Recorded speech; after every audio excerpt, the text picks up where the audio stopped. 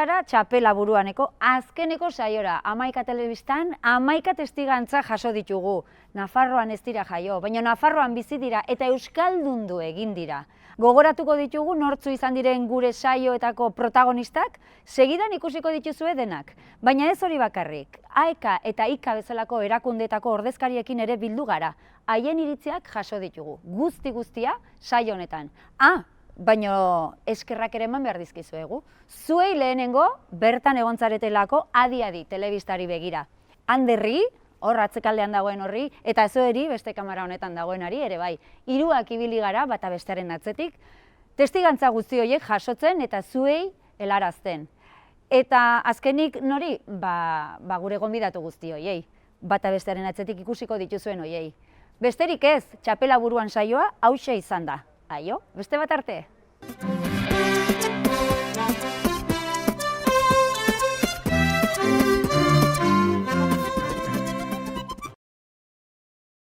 Elios, AEKako arduradun jarriko zaitut gaur. Ados. Bai, AEKA bezala, erakunde bezala. Esaiazu aurtengo ikasturterako ze erronka dituzuen? Ikasturte hasieran gaude eta egia esan testuingurua oso berezia dela, bai, pandemia hitz egin behar, argi. Eta ikasturte hasieran gaudenez ez gara gelditzen, ikasturteka funtzionatzen dugu bereziki. Eta orain hurbildu dira ikasleak gure ikastaroetara, bai euskaltegietara, bai beste moduetan, online ikastaroetan argi dago ere hazkundearen mandela bazetorren, baina pandemiak ere bultzatu du, eta orduan galtzak betelan gabiltza. Eta argi dago osasun neurriak direla, prebentzio zerak, nahiko pixka bat liatuta gaudela kontu horrekin. Eta gure asmoa da ikasturtea eta ematen ditugun zerbitzu guztiak eta lanak ahalik eta hobekin ateratzea, urtero bezala. Bestetik ere korrikaren atzerapenare hor daukagu mahai gainean, urte mamitxoa izango genuen korrikarekin, korrika urtea, ikasturtea izango zelako, 6 hilabeteko kanpaina bat izaten da kanpora begira, guretzat ere luzeagoa edo trinkoagoa, eta horrekin ere ez gara geldirik egongo, bai, ja pixkat, azaldu dugu, hurrengo ikasturtera pasa dugula, guretzat izango da gure korrikaz den urtea deitzen dugu tartean dagoen urte hori, bigarren urte izango da korrikari gabe, baina, galtza betelan erabiltzen gara korrikarekin. Eta hoxe, urteroko lanak, baina pandemiaren testuinguruan guztiz kokatuta. Joserra, IKA Sahatx euskaltegian gaude. Eta IKA bezala galdera egin nahiko nizuke erakunde bezala, aurtengo ikasturterako erronkak zeintzu dituzuen. Badakite egoera berezi batetik gatozela. Bai, zerantzutekotan egon naiz, ikasturtea, orain hasi berri dugun ikasturtea nola edo ala bukatzea dela lehendabiziko erronka. Bai, ez? Ez da gutxi? Ez da gutxi, ez? Bai, betikoa da erronka, ez dut edo gure helburua betikoa da. Herritarrari, euskaran ikasi nahi duen Nafarra herritarrari, aldugun zerbitzurik hoberena ematea, ez? Eta egoera honetan gainera aldugun modurik seguruenean. Horrek zarrezan nahi du, batetik, martxoan etxeratu gintuztenetik, hor ahalegin handia egin dugu bai metodologia aldetik, irakasleen trebatze telematikoan, eskolak ematen segitu baik genuen, talde egiturari eutsita eta ordutegiak errespetatuta. Eta nik uste, nolabait asmatu genuela horretan eta horren emaitza ari gara jasotzen orain. Izan ere, hasi berri dugun ikasturte honetan, oraindik zail da guretzat ezatea zenbat ikasle ditugun, hilonen amaieran egiten baitugu, urriaren 31ko datuak alderatzen baititugu urtetik urtera, baina ez dugun irudipena hori da, ia zaina jende dugula euskaltegietan, Nafarroko euskaltegietan. Alde horretatik, pozgarria da eta nik uste zerbaiten seinale badela, eta nik uste hor aipatzekoa dela, irakasleek egin duten ahalegina, metodologia aldetik, aurrez aurreko, musukorik gabeko aurrez aurrekoetan erabiltzen dugu metodologia komunikatiboa, euskarri telematikora egokitzen, hori batetik eta bestetik nork bere burua trebatzen mundu horretan. Olerkiak badu izen bat, titulo bat, eta deitzen da urte bat ikusten, urte bat ikasten. Hasten naiz. Ikusten dudanetik gehiago sortzen, begiak zabalik eta besoak irekitzen. Gogoan dut lehen klasea. Ai ama, orain bai, ze odisea. Pentsatu nuen, arna sartu eta zuzenik klasera sartu. Zenbat aditz eta hitzanitz, beste mundu bat izanen balitz. Akats bat egiten bitartean, irrifarre bat zure ahoan, eta ematen didazun aholkuan, konponbidea aurkitzen azkenian. Sartu gara kontaktuaren basamortura, zuen hitzak besarkadak bihurtu dira. Zuen etxetik, gure etxetara, datozkigun berbak amets egitera. Urte bat dira 365 egun, euskaraz egunero saia dezagun. Belarriz handia da hiztegia dakargun eta ahoz egin dituen hainbat lagun. Naiz eta besarkatu ezin dugun besotara, zuekin ni prest beste abentura batera. Horrela sentitzen da Masiarra, eskerrik asko irakasleak eta euskara. Eta jazta. Jendea euskaldutzen duzue, helduen euskalduntze alfabetatzea da. Prozesu guzti horretan, ez dira bakarrik ikasleak onera etortzen, komunitate oso bat dago euskalduntze prozesu horretan, nola eragin dezakegu gizartean, gizartetik prozesu horretan. Jakin nahiko genuke, nortzu izan daitezkeen bidelagunak prozesu guzti horretan? Administrazioak ere badu zer ikusirik edo badu zer eginik? Bai, noski, ikuste dute lehenik eta behin erraztasun guztiak eman behar direla euskara ikasteko, doakoa izan beharko luke, baita dirua aurreratu gabe ere, esan nahi dut, doako prozesu bat izan beharko litzateke. Era berean jarrera proaktibo bat behar da administrazioen aldetik, esan euskara ikastera jendea animatzeko, eta gero falta genuena, eta zoritxarrez ere gertatzen da, eta Euskal Herri osoan euskara ikasitare, gero eskubide hori edo euskara erabiltzeko ikasi dut, euskara erabili nahi dut, eta eskubide hori edo aukera hori ukatzen zaigu hainbat tokitan, esparrutan eta unetan. Bai, hori eta askotan administrazioak kudeatzen dituen testuinguruetan dira. Gero askotan, egoera hori ukatzen zaigu gure eremu pribatuan edo personalean edo sozialean, momentu honetan euskalduntzea ez delako orokorra, ez? Orduan hasteko administrazioen aldetik hori, eta gero bestetik argi dago, ez dute jendarte eragileek ere badutela horretan antzeko jokabidea, ez? Nahi dute euskara ardatz baldin badute, eta uste dute izan beharko luketela, berdin du ze arlotan zabiltzan, ez? Sindikalgintzan, edo kulturan, edo giza eskubidetan, edo denalakoan, ez? Uste dute hor ere euskara aintzat hartu behar dela, erraztasunak eman beharko liratekela jendea euskalduntzeko edo jendeak euskara erabiltzeko, eta gero oro har, lehen aipatuan bezala jarrera proaktibo bat ere denok edukita, esan nahi dut euskararen aldekoa, euskara ikasten ari den horren aldekoa, izan daiteke animatzen, praktikatzen, ereduak ematen, esan nahi dut saioa aipatuta, esan nahi dut euskara ikasten ari direnen testigantzak ikustea oso lagungarria dela euskara ikasten ari direnentzat, esan nahi dut bihurtzen da nik uste dut alabide didaktiko bat ere, esan dut ikasgela barruan hemen gauden bazela erabil daiteken elementu bat dela, baliabide bat dela, gero sare sozialetan edo telebistan bertan ikusita ere horrek laguntzen du. Aipatu zuen bezala, batetik jendarteak, gizarteak egin beharrekoa dago, eta nik uste horretan Nafarroan euskaldun gehienok egiten dugula, egin beharrekoa, hau da batetik euskara ikasten ari den herritar erdaldun horren alegina nik uste txalotu eta estimatu egiten dugula, eta nik uste hori gero eta garbiago dagoela, eta bestetik euskara erabiltzera bultzatu, erraztu eta lagundu. Administrazioari dagokionez, beste erronketako bat hori da aurten ere, ikaren erronketako bat, hizkuntza politiketan eragitea da, eta hizkuntza politiketan pluralean diot, batetik ez, lanean ari garen herrietako udalen hizkuntza politiketan eragiten saiatzen garelako, eta bestetik gobernuaren hizkuntza politikan eragiten saiatzen garelako. Horretan, nik garbi dut ez, hizkuntza bat ikasi nahi duenari bidea arrastu behar zaiola.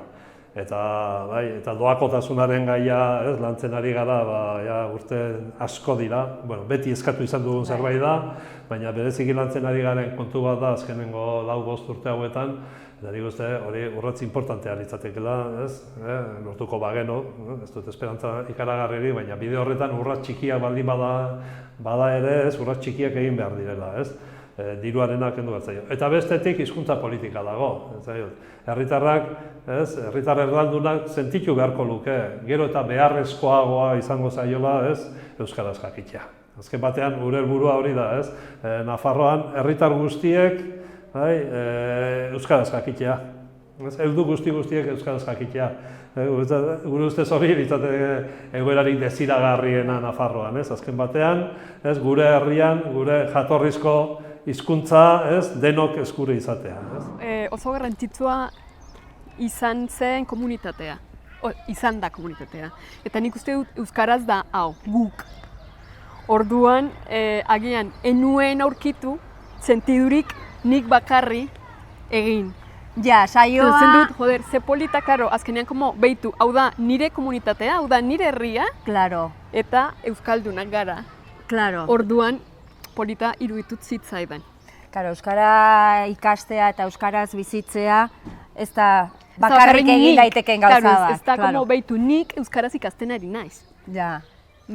Niretzako da, behitu nola komunitate batean, zerbait ikasten ari naiz. Claro. Eta hau, eta euskarak ematen dit zerbait berezia bestearekin egoteko. Eta niretzako hau ederra da. Eta nik betidanik esaten dut hemen, guk zerbitzu bat ematen dugu. Eta zerbitzu bat, orduan guk erientzat gaude. Orduan, eriari hobeto egiten bazaio, euskaraz hitz egitea, guk bere hizkuntza bertakoa delarik gainera ikasi behar dugu. Gustatu ala, eske, agian pixka bat gogorra da esaten dudana, baina egia da azkenen zerbitzu bat ematen ari gara.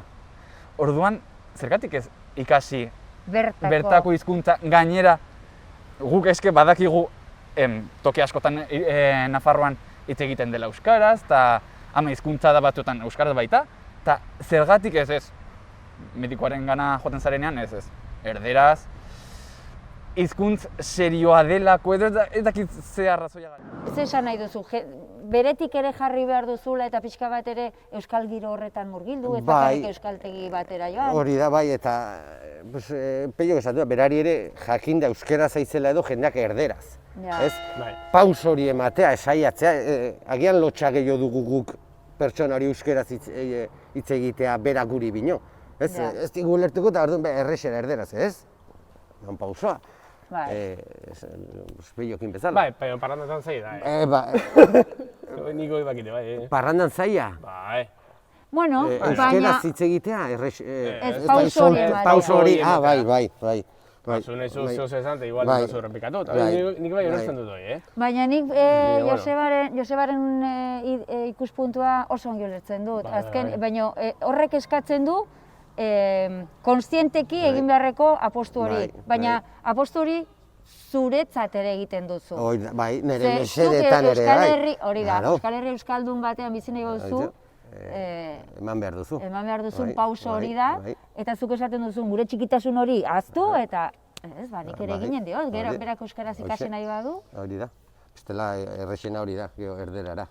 Eta orduan, ez da behar euskera, ez? Hor, saldo molde bat badago. Ulertzen ez gaituztenean, ulertuko gaituzte. Ez? Erderaz egiten badugu, bestago arazorik. Gubiok euskeraz, da ondokoa, ez badaki euskeraz, eta erdalduna da, ez digu ulertzen, ulertuko gaitu ze garrantzitsua den euskara guretzako, ez? Gure hizkuntza delako. Zuk esan duzu testigantzak jasotzen gabiltzala saioan, egia da. Kasu honetan jaso ditugu Nafarroan jaio ez diren, baina Nafarroan bizi diren pertsona batzuen testigantzak, euskaldundu direnak, baina Nafarroan bada jende asko, bizi dena, hauetaz aparte, euskaldun guztietaz aparte, bada jende asko ez dira euskal munduarekin lotzen, esan dezagun, baina beste asko bai. Eta beraien burua ere euskaltzale bezala daukatenak, baina oraindik ez dutenak euskalduntzerako pausu hori eman. Ez dutenak eman pausua. Nola hurbilduko ditugu euskarara? Nola animatuko ditugu euskara ikastera? Euskara ere beraien komunikazio tresna izatera. Bai, hasteko badiez aipatu duzun zerarekin, testigantza hauek oso lagungarriak izan daitezke, esan dut, eta gainera hor badago ideia traktore bat, pixkat, kanpotik etorri dena, hemen bizitzen jarri eta askotan esaten dituztena, ez aie burutik pasa ez ikastea, esan dut, alako ideia traktoreak esaten den bezala oso lagungarriak izan daitezke. Gero bestetik esan nahi dut, horietariko asko hurbiltzen direla euskaltegietara. Nahi dut, nola erakarri, berez erakartzen ditugula. Nahi beste, igual hori da indartu behar dena, eta lehen aipatu dudan bidetik. Nahi dut, errastasunak ematen, sustapenean deno pixkat norabide berean aurrera egiten. Nik uste dute euskaltegietan dagoen profila bai saioan daudenak badirela eta gero Nafarroan jaio diren asko. Batzuk euskaltzaleagoa, beste batzuk ezain beste, eta gero eta ideia desberdin gehiago saltzen dira euskara ikasteko arrazoi dagokienez, ez? Eta nik uste dut hurbiltzen direla, eta gainera nik uste dut ere Nafarroan dagoen errealitatea, igual ez dela EAen bezala, askok ere aukera hori ukatuta izan dutela, ez? Euskara ikastearena, oraindik ere oso ez dago bat ere bermatuta Nafarroa osoan eskolan euskara ikastea. Eta orduan ez dute oso, edo naturalizazio baten baitan, ez dute bizi izan. Ez daudela ere jarrera eroso batean, edo arrotz batean, edo ez dakit pasota batean, ez? Ni uste dut ere Nafarroan jende askorentzat ukapen bat dago, badago bazterketarako politika zehatz bat, oraindik ere indarrean dena, eta edo askotan igual jarrera epelak ere ez du gehiegi laguntzen ere, pixkat lehen aipatu dudan bezala, mugimendu proaktibo hori egotea euskaltegietarako. Nik uste hor badirela zenbait uste okerrez, kontu sakonago ere bada, ez? Batetik hor dago, ez? Dela 50 bat urte, ez? Hartu zen euskalduntze eredu eta euskalduntze eredua zari naizenean gizartea zari naiz, ez helduen euskalduntzeaz, ez? Nolabait esatearren, ez? Eskola, ez? Euskaraz eskolatzea, irakaskuntza arautua, ez? Ardatz gisa zuen eredua, ez? Garbi du nik ezinbestekoa dela, ez? Eta, amets hori gauzatzeko, lehen aipatu duzun hori gauzatzeko ezinbestekoa dela, ez? Umeak euskaraz eskolatzea eta gainerako, ez? Hezkuntzaren gainerako zikloetan ere euskara nagusi izatea eta euskaraz aritzea, baina garbi dago horrek, ez? Berez ezinbestean ez dakarrela, ez? Gaztelania nagusi den tokietan, ez, euskalduntzerik. Zela, nik uste hori, inor gutxi kukatzen duela gaur egunean, aspalditik ari gara hori izaten, ez.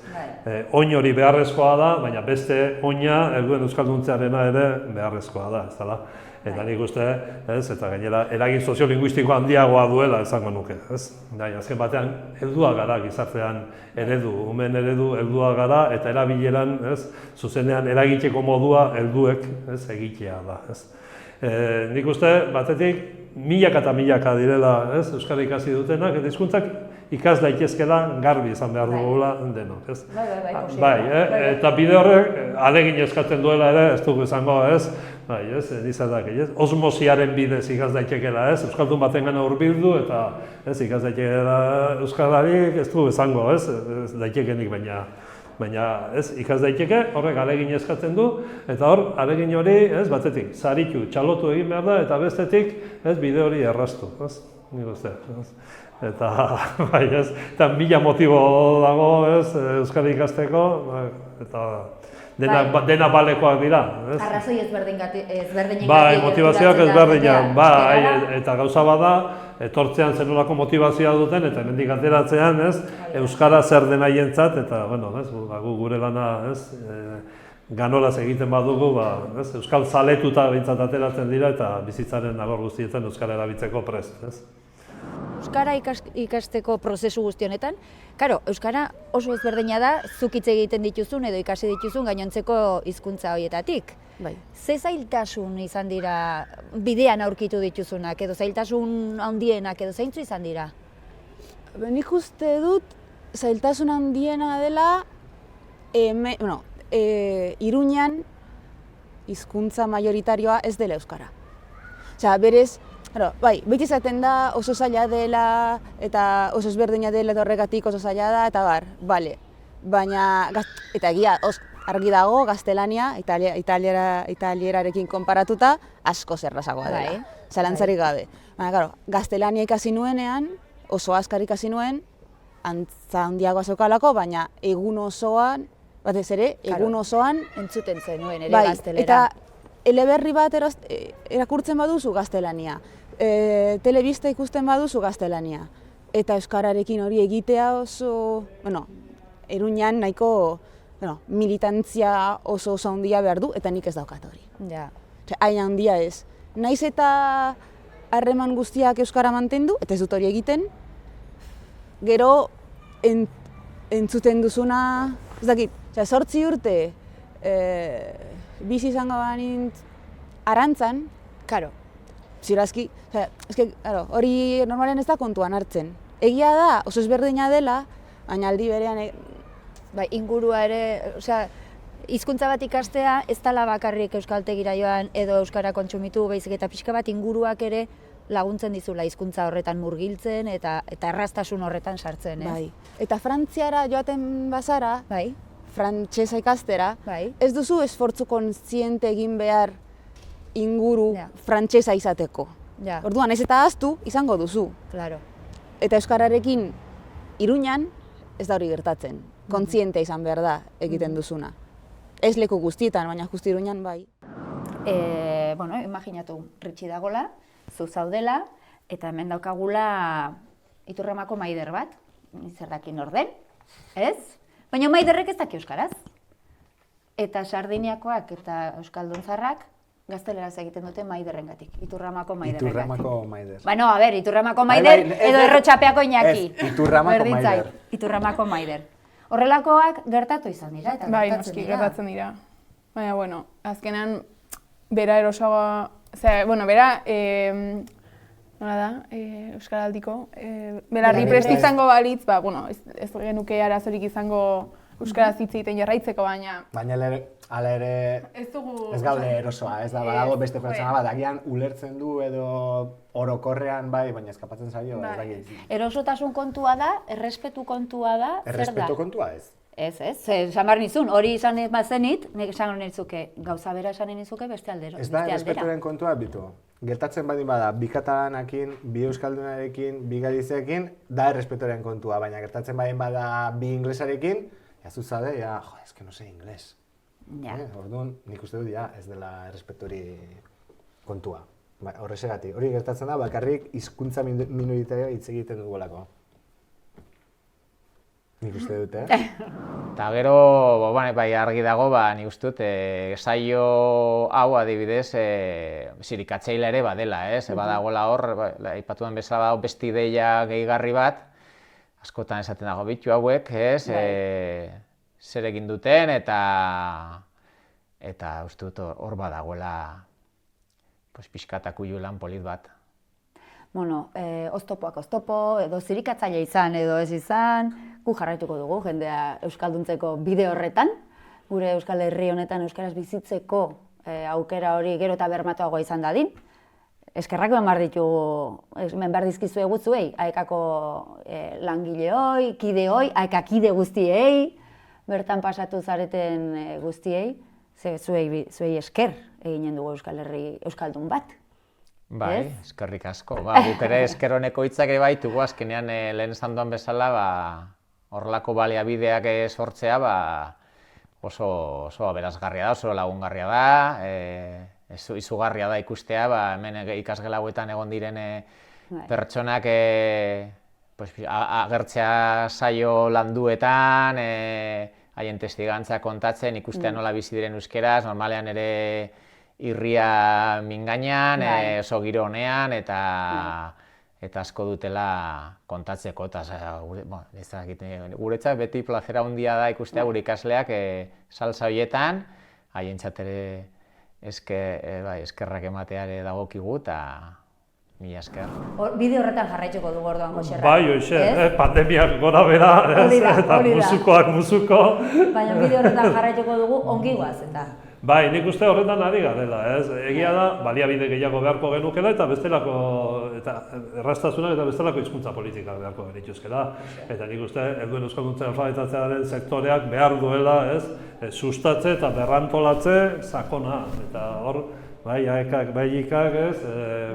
Gure proposamena egin genion aurreko gobernuari, ez? Eta, eragin ikaragarririk ez duen izan proposamenar, eta oraingoari ere egin diogu, ez? Gure uste zen neurri hartu behar diren, hor dituzte, mai gainean, eta borondate politikoa da hemen kontua, ez?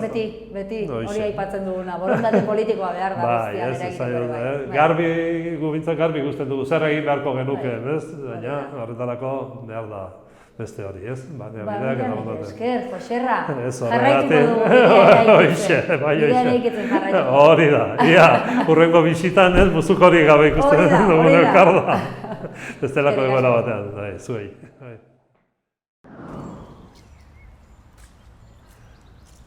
Mark Menorkatik zergatik, etorri zara Iruñera, lana edota amodio, esaidazu zein aukera, hau zen hasieran egiten, zidaten ohiko galdera, ona hemen erantzuna, ona hemen abanera, amodioak mugitzen nau, oso indartsu gainera, ta ona maite minduta, guztiz eta goitik bera, nire bizitzako istorio, nire bizitzako afera, maite nuena bera zen, maite dudana da euskera.